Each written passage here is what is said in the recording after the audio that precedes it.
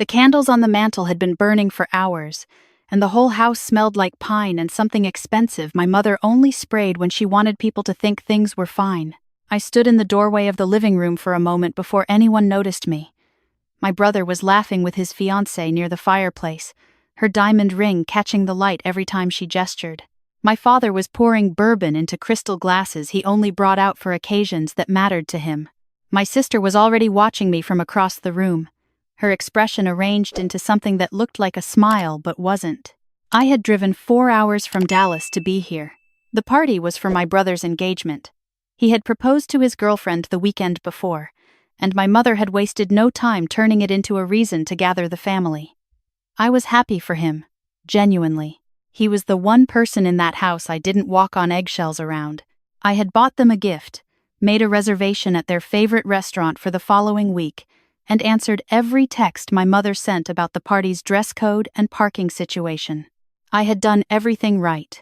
It took about 20 minutes for things to go wrong. My mother pulled me into the kitchen under the pretense of needing help with the appetizers. I knew that move. She had been doing it since I was 16. The kitchen was where she delivered things she didn't want witnesses to. She handed me a tray of stuffed mushrooms and didn't look at me when she spoke. "Your sister told me things aren't going well," she said. "With the business?" I set the tray down. "Things are going very well, actually. She said you lost the Harmon account." I felt something shift behind my sternum. The Harmon account was one of my firm's longest-standing clients. I hadn't lost them. They had renewed with me 6 weeks ago, a 3-year contract, signed and filed. But the fact that my sister even knew that name, that specific name, was something I needed to sit with for a moment. "Where did she hear that?" I asked. My mother finally looked at me. "She keeps up with these things. She worries about you." That was the first time I felt it, that particular chill that isn't really cold. It starts somewhere behind your eyes and works its way down. I picked the tray back up and carried it into the living room. The evening moved the way those evenings always moved. Glasses refilled, conversation circled. My brother told the proposal story twice, which was the right number of times to tell it. His fiancée laughed in the same place both times, which told me she was someone who didn't perform. I liked her immediately. I was standing near the window, talking to my brother, when my sister walked over. She had that energy she gets sometimes, slightly too bright, slightly too loud, the way a person gets when they've been building to something and have finally decided to say it. "Claire's business is struggling," she announced to no one in particular and everyone in general. "I've been telling Mom she should probably think about coming back to work for someone else. Get some stability." The room didn't go completely silent, but it slowed, the way a ceiling fan slows when you pull the cord. I turned to look at her. "I'm not struggling," I said. "Simple. Factual. The Harmon account. Renewed 6 weeks ago. 3-year term." Something crossed her face. Not embarrassment. Something sharper than that. Recalculation. "Well," she said, "the industry is tough right now. I'm just saying." My father set his glass down. "Your sister has a point, Claire. You've been doing this solo thing for, 4 years now? At some point you have to be realistic about whether it's working." I looked at him. I had spent a long time learning how to look at my father without showing anything on my face. I had gotten good at it. "It's working," I said. My mother appeared from the kitchen doorway. "We just want you to be secure. That's all we're saying. Your sister has a real position, real benefits. There's no shame in—" "I'm not struggling," I said again. But no one was listening to what I was actually saying. They were listening to the story they had already decided was true. My brother caught my eye from across the room. He gave me a look I had known my whole life, the one that said, "I'm sorry, I don't know how to stop this." I gave him a small nod back. It wasn't his fault. It was never his fault. I stayed another hour because leaving early would have become its own conversation. Then I said my goodbyes, hugged my brother longer than the moment required, shook his fiancée's hand, and told her I was genuinely glad she was joining the family, and walked out to my car. I sat in the driveway for a moment. The Harmonic 4. My sister had said it like she owned the words. I drove back to Dallas that night instead of staying over the way my mother had expected me to. I had a hotel room booked that I didn't use. I needed to be in my own space, in my own office, with my own files in front of me. My firm was called Meridian Consulting Group. I had started it at 28, after 5 years at a larger firm where I had learned everything I needed to learn and had been passed over for a promotion I had earned clearly and visibly. I didn't leave angry. I left organized. I had spent 6 months building my client list, my process documents, my templates, everything I would need before I handed in my notice. I built Meridian from my apartment dining room table with a laptop, a headset, and 47 clients I had cultivated through 4 years of doing exactly what I said I would do when I said I would do it. By year 2, I had 12 employees. By year 4, I had moved into a proper office in uptown Dallas and had revenue that would have surprised most people in that living room in Austin. Most people, not my sister. Because my sister, I was starting to understand, knew more than she should have. I got to my office at 11:30 at night and pulled up every account file I had. I wasn't sure what I was looking for. I just knew something was there. It took me until 2 in the morning to find it. It started with a name, Voss Logistics, a mid-sized freight company out of San Antonio that I had pitched 8 months earlier. They had passed, which wasn't unusual. My conversion rate was good but not perfect. I had filed them as a warm lead and moved on. But when I searched their name that night, I found something I hadn't expected. They had signed with a consulting firm called Clarity Strategies, LLC, a boutique operation, solo practitioner, founded 14 months ago, specializing in exactly the kind of operational efficiency work I did, serving clients across Texas and Oklahoma. I clicked on the name of the founder, my sister. I sat back in my chair and just breathed for a moment. Then I started digging. By 4 in the morning, I had found 6 of my past prospects on Clarity Strategies' client list. 6 companies I had pitched, met with, built relationships with, and not converted who had somehow ended up with my sister, doing work that looked exactly like my work, priced almost identically to my work, using what appeared to be a very similar process framework to my work. That was not coincidence.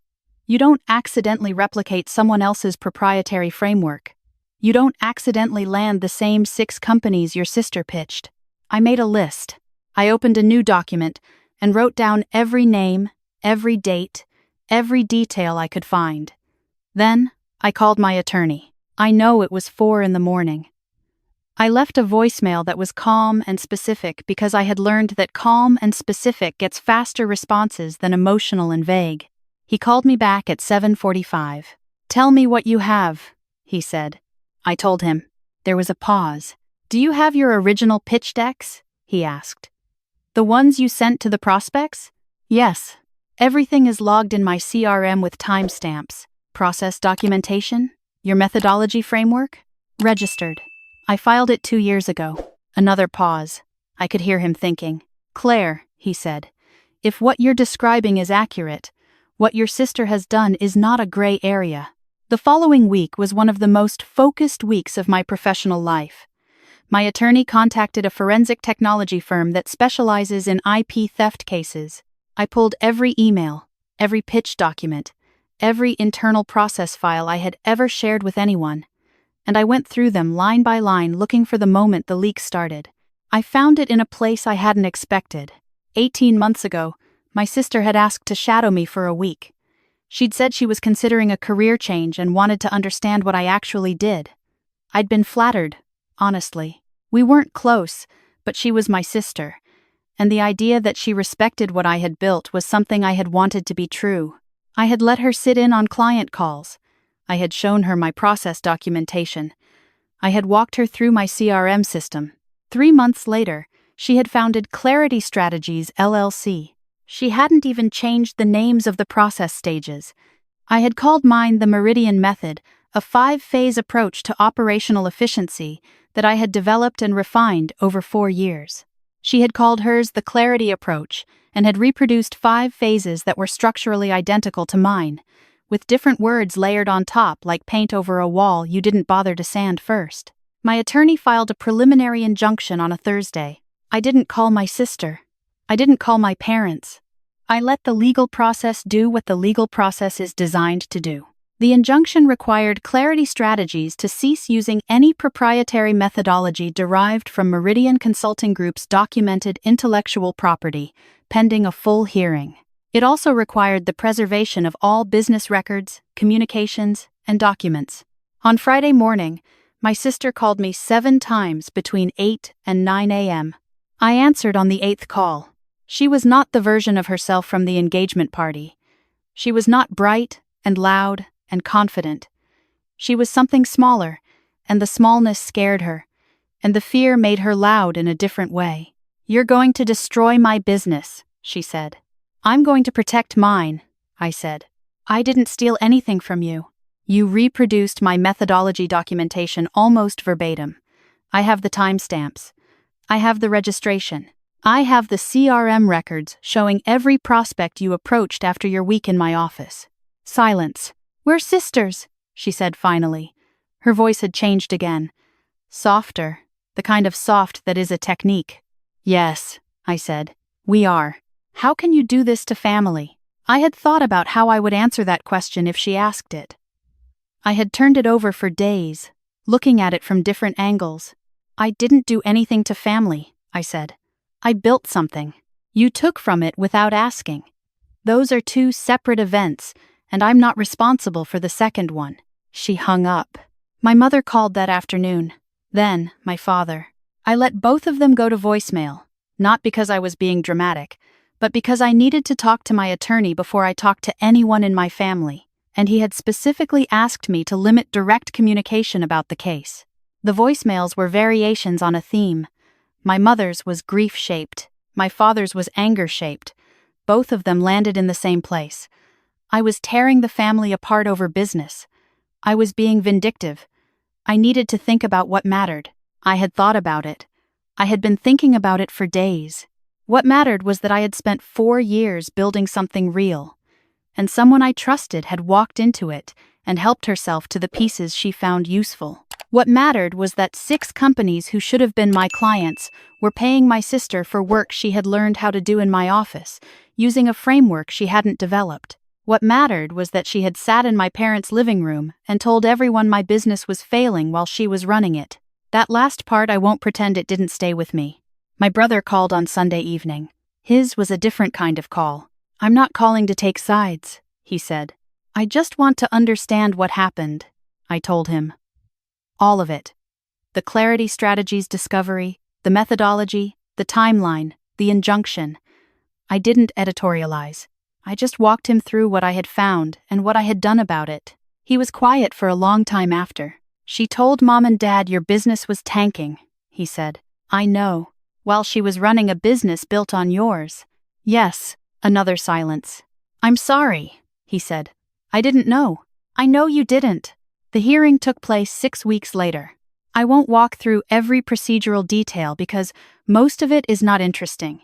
It's documents and depositions and the specific, methodical language of intellectual property law, which is precise in the way that only things built to resolve disputes can be. What I will say is that the documentation I had was comprehensive. 4 years of timestamps, registered filings, client records, CRM logs. My attorney said afterward that it was one of the cleaner cases he had worked, not because it was simple, but because I had kept records the way someone keeps records when they know their work is worth protecting. My sister's attorney argued that the similarities were coincidental, that the methodology wasn't original enough to be protectable, that process frameworks in consulting are inherently derivative. The judge was not persuaded. The injunction became permanent. Clarity Strategies was required to rebrand, restructure its service offering, and pay damages that reflected the revenue generated from clients sourced through my proprietary pitch materials. I did not celebrate.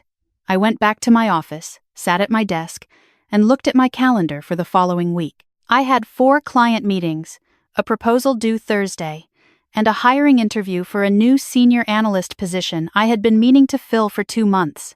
I booked the interview for Friday morning and moved on. My mother came to Dallas in March. She didn't ask if she could come. She called from the parking garage of my building and said she was downstairs. I told the front desk to send her up. She walked into my office and stopped just inside the doorway. I think she had been expecting something smaller. The space I had built was not small open floor plan, 12 desks, floor-to-ceiling windows with a view of downtown, a conference room with a glass wall where I could see two of my analysts working through something on a whiteboard. She stood there and took it in. "You built all of this," she said. It wasn't quite a question. "Yes." She sat down across from me. She was wearing her good coat, the one she keeps for important occasions. "I didn't know," she said. "You never asked." That landed between us and stayed there. "I always thought—" She stopped, started again. "Your sister seemed so certain. About everything. She always seemed to know things." "She knew things because I told her," I said. "I invited her into my work because she said she wanted to understand it. I thought she was being honest with me." My mother looked at the table between us. "She's lost most of her clients," she said quietly. "Without the methodology, without the process she's had to rebuild from scratch. She's not doing well." I nodded. I had known this. "I'm not going to feel guilty about that," I said. "I want to be honest with you about that. I'm not going to apologize for protecting what I built." She looked up at me. Her eyes were tired in a way I hadn't seen before. "No," she said. "I don't think you should." That surprised me. I let it surprise me instead of explaining it away. "I owe you an apology," she said. "For the party. For the things I said in that kitchen. I was listening to someone who was telling me what she needed me to believe, and I didn't question it. I should have asked you. I should have asked you a long time ago. I didn't rush to forgive her. I didn't tell her it was fine. I sat with what she had said and let it be real before I responded to it. I needed you to ask," I said finally. "That's all I ever needed. Not for you to believe I was perfect or that everything was going well all the time, just to ask." She nodded slowly. "I know that now." We sat together for a while after that. I ordered coffee from the cafe downstairs, and we drank it while she asked me questions about the business, real questions, the kind you ask when you actually want to know the answers. I told her about my first client, the one who had taken a chance on me when I was still working from my dining room table. I told her about the year the business nearly stalled and what I had changed to bring it back. I told her about the analysts I had hired, where they had come from, what I hoped to build for them. She listened. She actually listened. It wasn't forgiveness, exactly. It wasn't a reset. You don't reset 4 years of a story by having one honest conversation. But it was a start. My sister and I haven't spoken since the phone call after the injunction. I don't know if that will change. I haven't closed the door, but I haven't opened it either. What she did required rebuilding something she had no right to take, and that kind of rebuilding takes longer than a season. Some people in my family still don't fully understand what happened. My aunt asked my mother at Easter whether the girls had made up yet, as though it were a misunderstanding about borrowed clothes. My mother apparently told her it was more complicated than that, which is the most accurate thing she has said about it. My brother got married in October. It was a small ceremony in the hill country, 20 people, an outdoor venue, wildflowers everywhere. He asked me to say a few words, and I did. I talked about the way he had always been the one person in the room who made other people feel like they belonged in it. I talked about his fiancée and how I had liked her immediately, the night of the engagement party, because she was someone who didn't perform. I didn't talk about anything else. It wasn't the moment for anything else. Afterward, we stood on the deck as the sun went down over the cedar hills, and he handed me a glass of champagne and stood next to me without saying anything for a while. "I'm proud of you," he said eventually. "For what? For how you handled everything. For not blowing the family up. For still being here." I thought about that. "I handled it the way it needed to be handled," I said. "I documented everything. I filed the right things. I let the process work. I paused. And then I came to your wedding." He laughed. A real laugh, the kind that starts in his chest. "Yeah," he said. "You did." I think about that week in my office sometimes. The one where I sat at my desk until 4 a.m, going through files, building a picture out of pieces I hadn't been looking for. I think about what it felt like to find each piece not satisfying, exactly. More like the feeling of a knot finally coming loose, the kind that leaves your fingers sore but your hands free. I built Meridian Consulting Group because I believed I could. Because I had watched enough people succeed with less preparation and less commitment than I was willing to bring, and I decided to find out what happened if you brought all of it. The answer: over 4 years and through one serious test, turned out to be something worth protecting. I hired that senior analyst in the spring. Her name is Mara.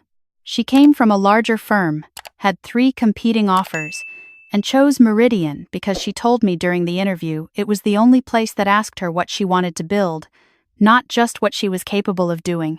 I thought that was the right reason. We're currently working on an expansion into the Southeast market, which I've been planning for 2 years. Nashville first, then Charlotte. Methodical. Documented. Built on the same foundation I've been building on since I sat at my dining room table with a laptop and 47 people who trusted me to do exactly what I said I would.